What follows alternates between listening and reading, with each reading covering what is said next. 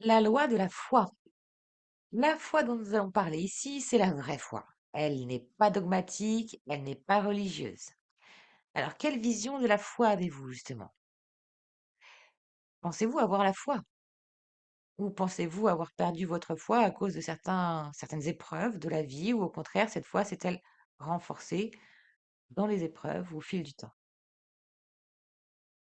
La loi de la foi est fondée sur la conviction que nous savons beaucoup plus de choses que nous n'en avons lues, que nous savons beaucoup plus de choses que nous n'avons entendues, que nous n'avons apprises.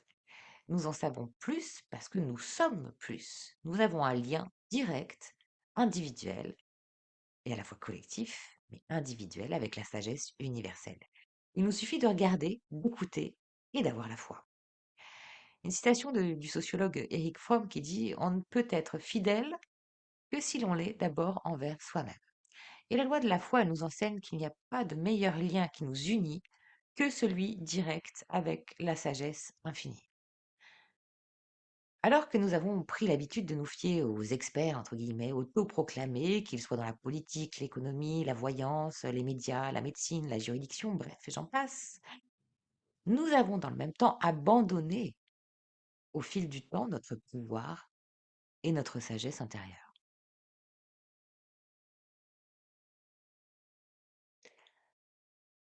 Il est vrai qu'il est de bon usage et très aidant d'être conseillé, d'être accompagné d'experts, mais d'experts, je remets les guillemets, vraiment sages et vraiment intègres, qui n'agissent pas pour leur propre pouvoir et qui nous guident avec bienveillance, avec compassion, avec sagesse, avec intelligence, vers la maîtrise de nos émotions, de nos pensées, de nos actes. Mais nombreux sont ceux qui utilisent leur pouvoir pour leur fin personnelle, en faisant totalement abstraction des lois fondamentales pour lesquelles ils se disent eux-mêmes représentants, porte-parole. Ce sont des faits, hein, tout simplement. C'est pas du tout complotiste, ce que je dis. Pour avoir foi en l'esprit, il n'est pas besoin de croire en un Dieu, mais de faire confiance à la sagesse des lois de l'univers, ainsi qu'au mystérieux cheminement, très mystérieux de notre propre vie, avec ses hauts et ses bas, en sachant que où que nous allions, le chemin apparaît là, sous nos pieds, comme Indiana Jones. La foi en soi, elle n'est pas comparable à la confiance en soi, selon moi. La confiance en soi vient de notre enfant intérieur, vient de notre moi conscient, de notre cerveau, de notre ego. Elle est utile, indispensable même.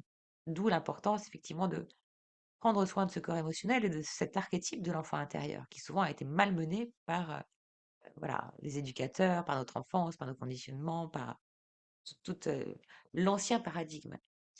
Mais cette confiance en soi, elle ne mène qu'à un nombre limité d'informations. Tandis que la foi profonde, vient de l'acceptation et de l'accueil d'une mystérieuse énergie, d'une sagesse, d'une intelligence, d'une patience, d'une compassion infinie dont on se laisse au fur et à mesure féconder, transformer, pénétrer, remplir, adombrer, et qu'on laisse s'exprimer en nous et qui se déverse finalement autour de nous. Lorsqu'on s'ouvre à cette foi profonde, dont la source est notre cœur et tout notre corps, notre temple, hein, alors nous ouvrons la porte qui donne accès à une nouvelle expérience de vie, radicalement différente, bien plus vivante. Et l'impossible devient possible. Et notre vie change à jamais. Et pour que cette foi puisse plonger ses racines vraiment au plus profond de notre être, qu'elle soit ancrée en fait dans notre quotidien, eh ben, il faut qu'elle s'opère également sur tous nos plans.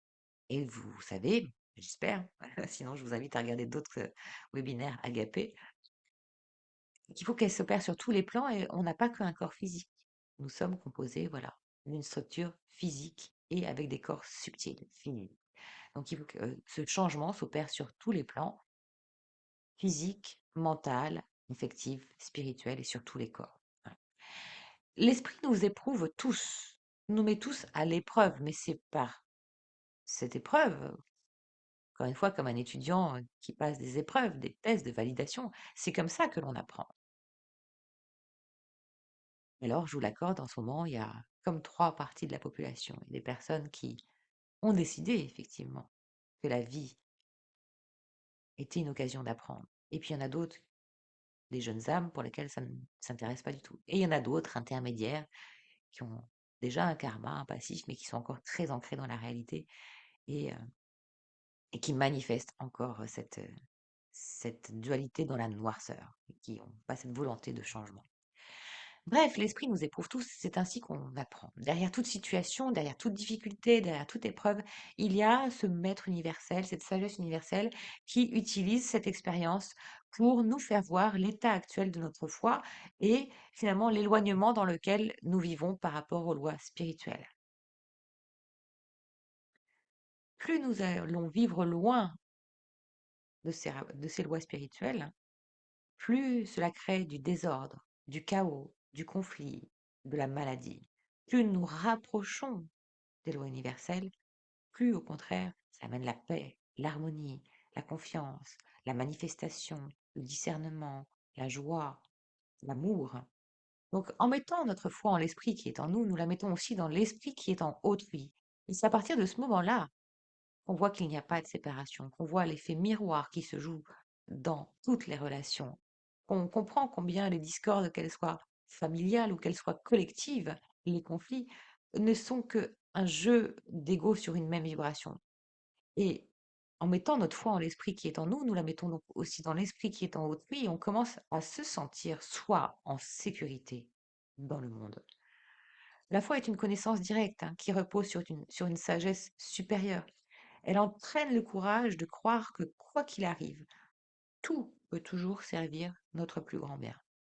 Alors je vous invite, comme pour les autres lois, à prendre le point de noter afin d'expérimenter, de faire l'expérience de la foi plus profonde en vous, de l'enraciner. Pouvez-vous vous souvenir d'un moment déterminé dans le temps, hein, soit récent, soit quand vous étiez plus jeune, où vous vous sentiez en parfaite sécurité, où vous étiez confiant, ancré, à la fois ouvert intérieurement. Vous savez, ce sentiment d'ouverture que vous ressentez justement dans votre plexus et dans votre cœur. Si bien que vous pouviez à cette époque-là ou à ces moments-là, ou auprès de ces personnes-là, parler de vos émotions sans honte et sans crainte. Alors si vous n'y arrivez pas, voilà, il n'y a pas de souci, hein. Parfois, justement, les expériences de la vie, et particulièrement au moment de l'enfance, sont tellement douloureuses que voilà, il n'y a pas de souvenir à ce niveau-là. Mais essayez d'imaginer ce que vous auriez pu ressentir à ce moment-là. Pouvez-vous voir ou entendre ce qui se passait dans votre vie à cette époque, à ce moment déterminé dans le temps, soit un moment récent, soit quand vous étiez plus jeune, où vous vous sentiez donc en parfaite sécurité, pouvez-vous voir ou entendre ce qui se passait dans votre vie à cette époque? Où vous pouviez exprimer vos émotions sans honte, sans crainte, où vous aviez votre créativité d'exprimer, qui était librement exprimée. Comment ce sentiment d'ouverture et de confiance se traduisait-il aussi donc dans votre corps? Notez des détails si vous souhaitez. Notez des odeurs, notez des scènes, des lieux, des personnes, le contexte, votre âge, les événements, votre anniversaire, c'était à quel moment? En présence de qui? Ensuite, notez la différence entre ce sentiment d'ouverture et de confiance et ce que vous ressentez normalement lorsque vous êtes avec des gens, avec d'autres personnes. Maintenant, vous allez imaginer en quoi votre vie changerait-elle si vous vous sentiez en sécurité au point de vue émotif lorsque vous êtes avec d'autres personnes. Peut-être est-ce votre cas, peut-être ça ne l'est pas. En quoi votre vie changerait-elle si vous vous sentiez maintenant, là, ici, en sécurité au point de vue émotif lorsque vous êtes avec d'autres personnes? Et de quelle manière pouvez-vous faire revivre ce sentiment d'amour, de confiance à l'égard de vous-même et à l'égard des autres? De quelle manière? Alors bien sûr, vous allez pouvoir compléter au fur et à mesure ou revenir en fait sur cette séquence pour laisser la visualisation vous imprégner. On va passer à un autre exercice d'application de la loi de la foi. Rappelez-vous un événement récent ou lointain à l'occasion duquel ce sentiment de confiance a été ébranlé.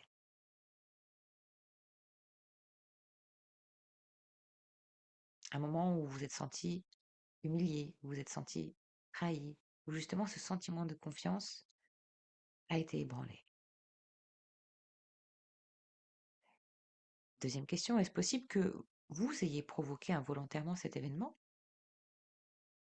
Ou même si vous ne l'avez pas provoqué involontairement, que vous n'ayez pas clairement exprimé vos émotions à ce moment-là?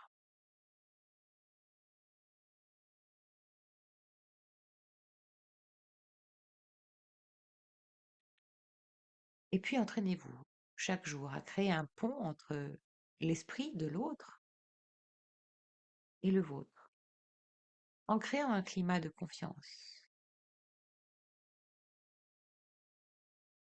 Si vous avez la foi, tout est vibration. L'autre le ressentira. Allez au-delà en fait des émotions négatives de l'autre. Créez un pont entre l'esprit de l'autre et le vôtre. Créez ce climat de confiance, de communion.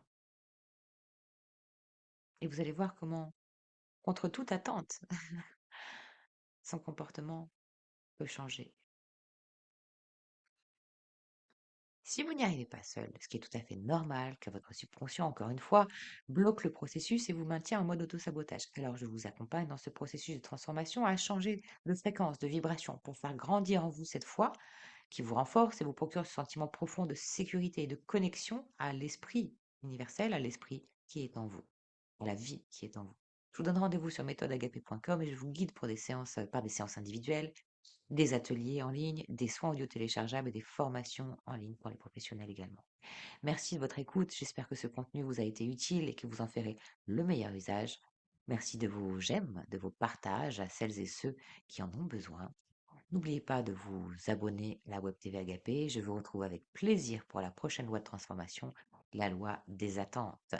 Je vous souhaite le meilleur à venir bientôt. Votre bonheur se vit au présent. C'est à vous de le créer.